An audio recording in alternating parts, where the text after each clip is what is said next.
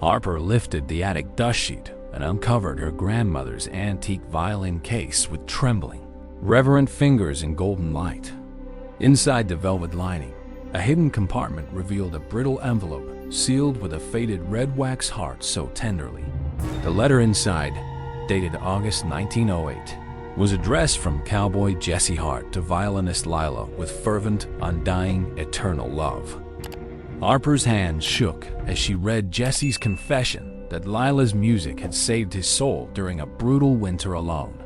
He described the way her bow danced across strings and how every note felt like a promise of forever.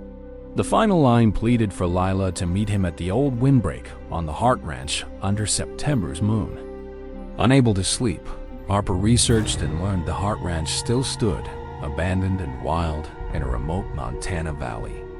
She booked a flight the next morning, the violin and letter packed close to her heart like sacred relics of hope. Wind sang through dry grass as she arrived at the weathered gate where a tall, weary-eyed man reluctantly stepped forward. He introduced himself as Grayson Hart, Jesse's great-grandson, and his guarded expression deepened when she mentioned the hidden love letter.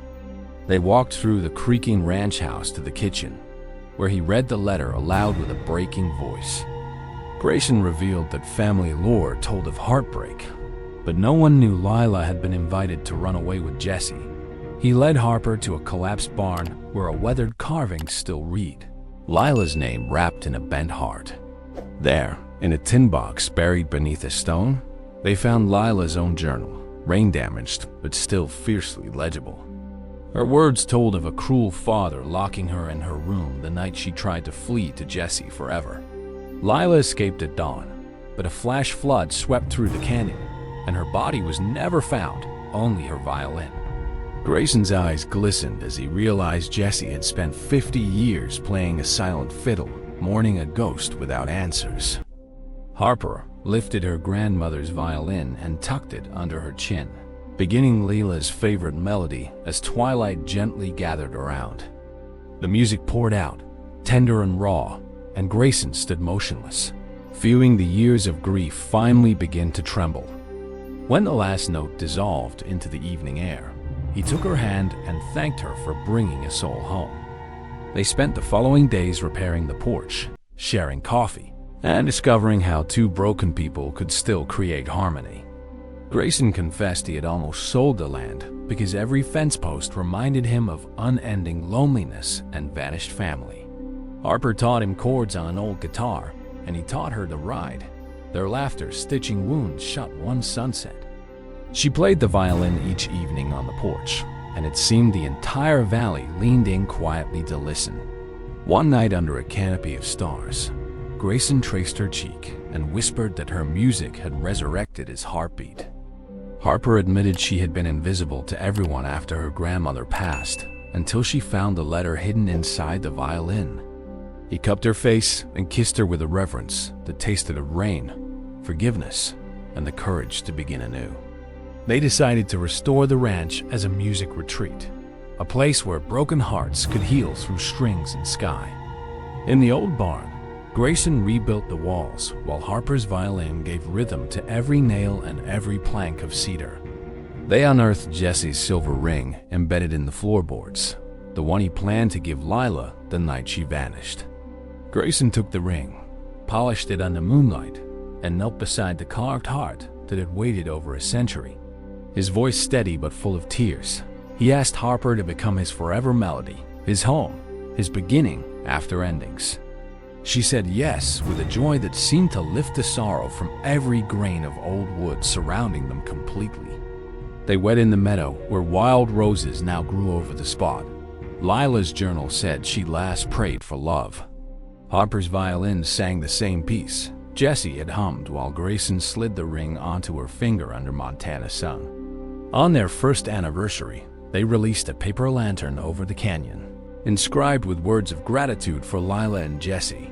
Soon a daughter with strawberry curls was born, and they named her Lila Grace, so the name would live with music. Tiny Lila learned to tap rhythms on the violin case, while Harper played lullabies that seemed to echo from another age. Grayson taught his daughter to ride a gentle pony named Fiddle, and the three of them became the heart of the valley. The Hart Ranch revived into a beloved retreat, where couples breathed in old stories and found courage to compose their own. Harper placed the original 1908 letter inside a glass frame above the stone fireplace, next to Lila's photograph and a dried rose. Every evening, Grayson would look at it and whisper a silent thank you to the ancestors who never gave up loving. Years passed, and Harper's hands grew wiser on the strings, releasing albums that told the story of Jesse's enduring, quiet passion. Grayson's rough fingers learned to craft violins, and he dedicated his first instrument to Lila with a tiny etched promise inside. Their love never diminished. It deepened like the patina on the violin, warm and resonant through long winters and bright summers.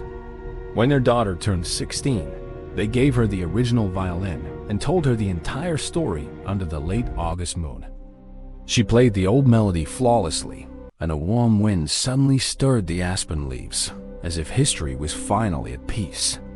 Harper and Grayson, now silver-haired, still slow danced on the porch while the violin rested on a soft quilt between them. They never stopped reading Jesse's letter once a year, each time discovering new meaning in his promise to love beyond time. A music room at the ranch became a small museum where visitors wept, then wrote their own love letters on cedar paper. In every corner, the scent of rosin and pine whispered that even a silent violin holds the capacity for earth-shattering reunion. Grayson, in his final years, asked Harper to play Lila's song every morning while he watched the sunrise paint the Tetons gold.